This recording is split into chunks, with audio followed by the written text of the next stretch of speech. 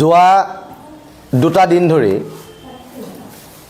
কাৰ্বি আংলং জিলাত যিটো পৰিৱেশ আৰু পৰিস্থিতিৰ উদ্ভৱ হৈছে তাক লৈ অসমৰ থলগিৰি খিলঞ্জীয়া ভূমিপুত্ৰ এজন যুৱক হিচাপে আমি অত্যন্ত মৰ্মাহত হৈছোঁ আৰু আমি দুখ পাইছোঁ। আমি দুখ পাইছোঁ এইটো কাৰণতে যে কাৰ্বি আংলঙত ভূমিপুত্ৰ কাৰ্বিসকলক কাৰ্বি গৌবেক বুলি ক'ব পৰা হৈছে। কাৰ্বি আংলঙৰ সেই কাৰ্বি ভাই বন্ধুসকলক ভাতৃসকলক আই মাতৃসকলক চাইনিজ বুলি ক'ব পৰা হৈছে আৰু আন্তঃৰাজ্যিক প্ৰব্ৰজন আৰু বহিৰাজ্য প্ৰব্ৰজনে অসমৰ ভাষা সংস্কৃতি কৃষ্টি ধ্বংসস্তূপত পৰিণত কৰাৰ সময়ত কাৰ্বি আংলঙত যিটো পৰিৱেশ সৃষ্টি হৈছে সেই পৰিৱেশে অসমীয়া জাতীয় জীৱন অসমীয়া জনজীৱনলৈ সংকেত কঢ়িয়াই আনিছে আৰু অসমৰ থলগিৰি খিলঞ্জীয়া ভূমিপুত্ৰ ৰাইজে যিটো শংকা আৰু সংশয়ৰ মাজত জীৱন অতিবাহিত কৰি আছিল সেই শংকা আৰু সেই সংশয় বাস্তৱ ৰূপ পালে কাৰ্বি আংলঙত। আৰু কাৰ্বি আংলঙৰ জনতাৰ যি ক্ষোভ, কাৰ্বি আংলং জনতাৰ যি দুখ, কাৰ্বি আংলং জনতাৰ যি মৰ্ম বেদনা, সেই বেদনা আমি থলগিৰি খিলঞ্জীয়া ৰাইজৰ প্ৰতিজনে প্ৰতিনিধিয়ে উপলব্ধি কৰিছোঁ আৰু চৰকাৰক দাবী জনাইছোঁ যে যি উদ্দেশ্যলৈ কাৰ্বি আংলঙৰ স্বায়ত্ব শাসিত পৰিষদ গঠন কৰা হৈছিল, ষষ্ঠ অনুসূচীৰ অন্তৰ্গত কৰা হৈছিল, তাক সুচাৰুৰূপে চৰকাৰে পালন কৰিব লাগে।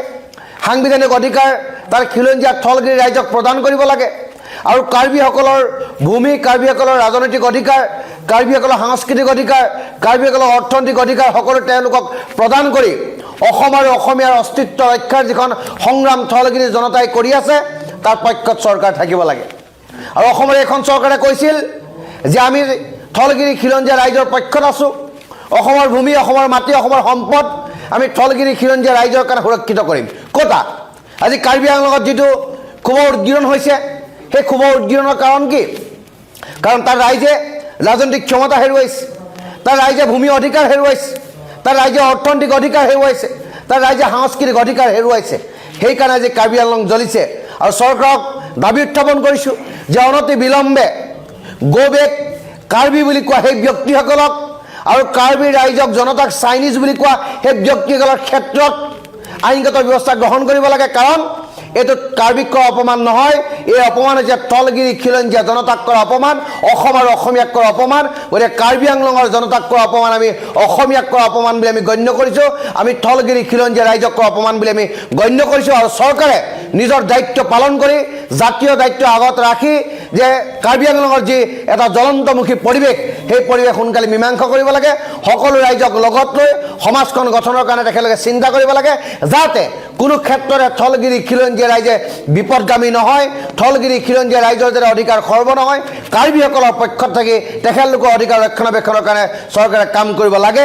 সেইটো এজন থলগিৰি খিলঞ্জীয়া যুৱক হিচাপে আমাৰ দাবী আৰু টাইহং ছাত্ৰ সন্থাৰ মঞ্চৰ পৰাই আমি পূৰ্ণ দাবী আমি অসম চৰকাৰৰ ওচৰত উত্থাপন কৰিছোঁ। আপুনি বাৰু হাড়ৰ সমস্যাৰ কাৰণে পাটনালৈ যাবলৈ চিন্তা কৰি আছে নেকি? এতিয়া আৰু চিন্তা নাই। আপোনাৰ যিকোনো হাড়ৰ সমস্যা হ'লে এতিয়াৰ পৰা আৰু পাটনালৈ যাব নালাগে, কিয়নো এতিয়াৰ পৰা গুৱাহাটীতে লাভ কৰিব সেই সকলো সা সুবিধা। গুৱাহাটীৰ আমিনগাঁৱত অৱস্থিত Patna orthopaedic and multi speciality হস্পিটেলত কম খৰচতে পাব সেই সকলো ধৰণৰ উন্নত মানদণ্ডৰ চিকিৎসা সেৱা, য'ত অভিজ্ঞ চিকিৎসকৰ দ্বাৰা সম্পন্ন হয় বিভিন্ন ধৰণৰ হাড়ৰ অস্ত্ৰোপচাৰ। বৰ্তমানলৈকে ৩,০০০তকৈও অধিক ৰোগী সুস্থ হৈছে। हमारे हॉस्पिटल में ऑर्थोपेडिक्स से रिलेटेड हर तरह का इलाज जैसे कि joint replacement, trauma surgeries, spine surgeries, Ilizarov surgeries और की होल सर्जरी जिसको आर्थ्रोस्कोपी कहते हैं उसका इलाज संभव है। উন্নত মানদণ্ডৰ সা সুবিধা থকা হাস্পতালখনত আছে ৩টাকৈ VIP ৰুম, 11টা কেবিন, জেনেৰেল ৱাৰ্ডত আছে 12খনকৈ বিচনা তথা 7খনকৈ বিচনাযুক্ত ICU। তাৰোপৰি এই হাস্পতালখনৰ ভিতৰতে আছে ফাৰ্মাচীৰো সা সুবিধা।